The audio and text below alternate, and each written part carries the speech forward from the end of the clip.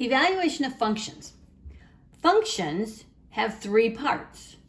They have the x-coordinate, which is the input, the function itself, which is what is done to that x-coordinate, and then they have the y-coordinate, which is the output, also known as the f of x, and it's stated as function of x. So here's an example.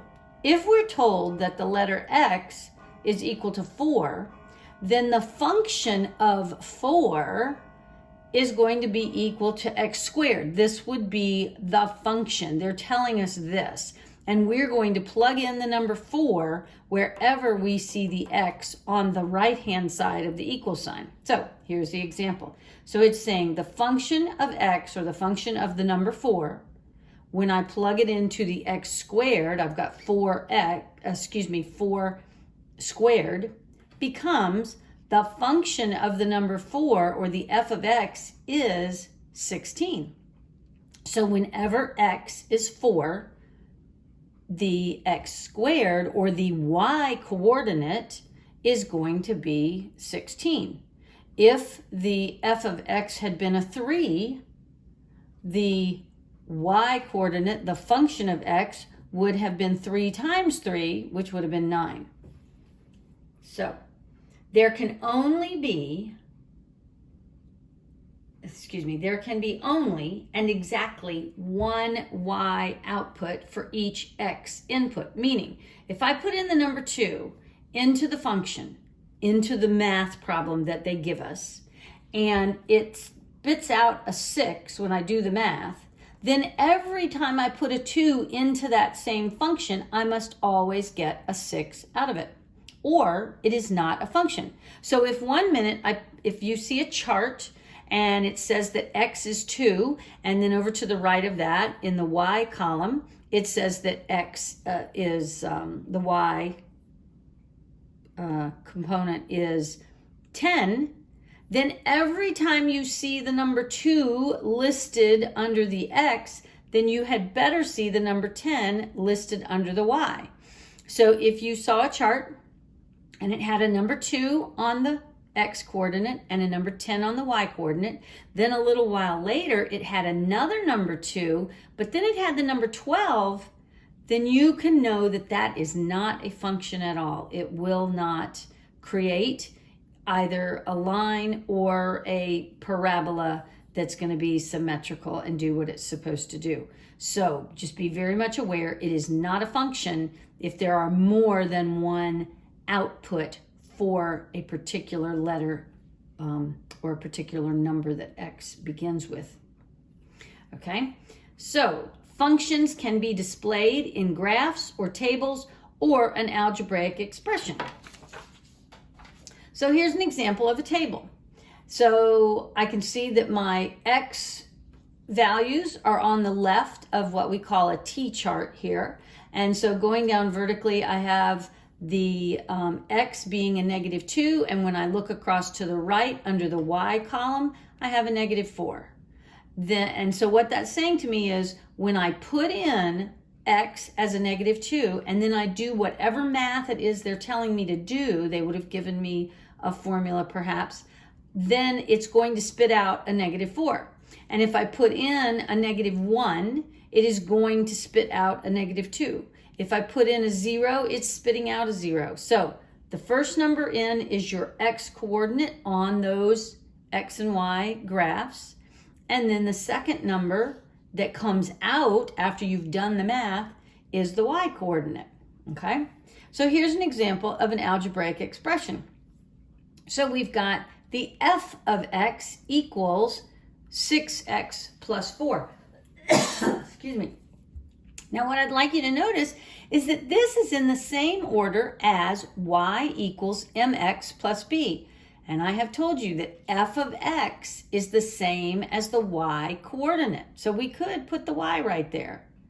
And then the 6 times x, that's the same as the m times x. And if you'll remember, m is the slope, and then plus 4 was the b, which is always the y-intercept. So be aware when you're noticing the relationship of what these equations look like.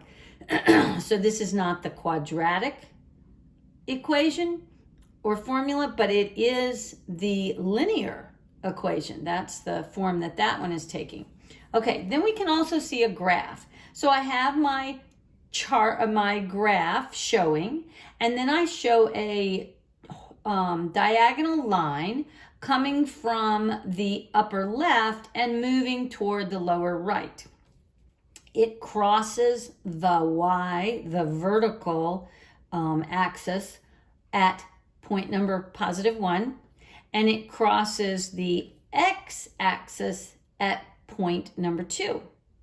Okay, so things to notice when you look at a graph are figure out, is the slope positive or negative? Well, in this case, because it's got a downward trajectory, it is a negative slope. Also notice the y-intercept, and in this case, it's a +1. And I want you also to notice what the x-intercept is, but we don't do as much with that right now, but this is what helps us to find the slope. So the actual slope of this, when I look, I want to put the vertical rise, which I have got a little triangle that was produced here. So the vertical rise is a 1, and the horizontal run was a 2. So I have a 1 over a 2. And because it was going in the downward trajectory, it is negative. But the other reason it's negative is because if I start at the hypotenuse of the triangle, I'm starting here, and I am having to move down one space. I'm going toward the negative numbers, so that causes this rise to be a -1. But then when I get to the 90-degree angle and I turn, I end up going to the right, to the positive numbers, to count 2 spaces. So that gave me a +2. And that is why I just have a -1/2 as the actual slope of this thing. If my line, let me draw another line over here, had been coming, starting on the bottom left and moving upward, okay, I can draw a triangle here. So my right triangle, and if I start, let's just start at the top of that triangle again, and I'm going, in this case, I'm going down 2 spaces. So that gives me a -2 that I have gone down. But when I get to the 90-degree angle and I count over, I am counting over 2 spaces, but now I'm going 2 spaces to the left. So that gave me a -2 over a -2, which would ultimately give me +2 over +2, which is the same as the number 1. And you can see for every time I moved 2 boxes, I moved another 2 boxes. So I was moving a 1-to-1 ratio. So keep that in mind. Okay. Now here's a separate graph I've drawn that is plotting the function, and they're giving us an equation, and here is the equation. It says y equals x minus 2 divided by x plus 1. And here's an example of a question. At what x value does this function intercept the x-axis? Okay, so, and then they give you choices of -2, -1, 0, or +2. So I'm looking over here at this graph, and I see 2 pictures of the graph, and it's already told me that this graph over here is plotting this function. And so by looking at the graph, and that's what I'm saying down here, from looking at the graph, we can see that it's crossing the x-axis right here at the positive number 2.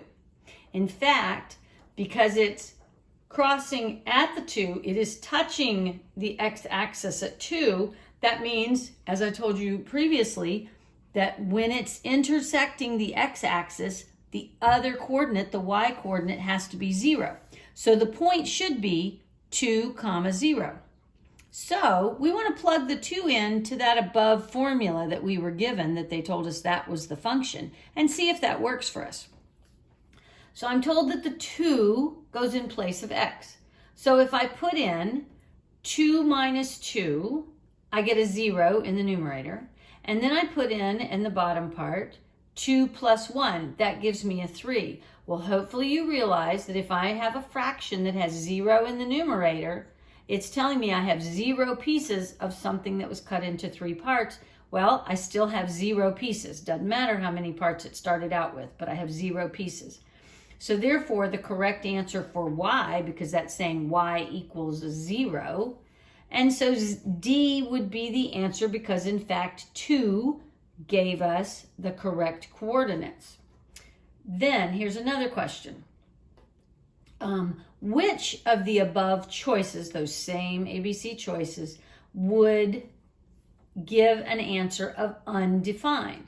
And I want you to remember that undefined would have a 0 in the denominator. So we want to look really just at the problem that is the denominator, which was x plus 1. Well, what plus 1 is going to generate 0? Well, it's negative 1 plus a positive 1 gets me to 0. So that is why, in this case, B of my choices would be right, because that was the negative 1.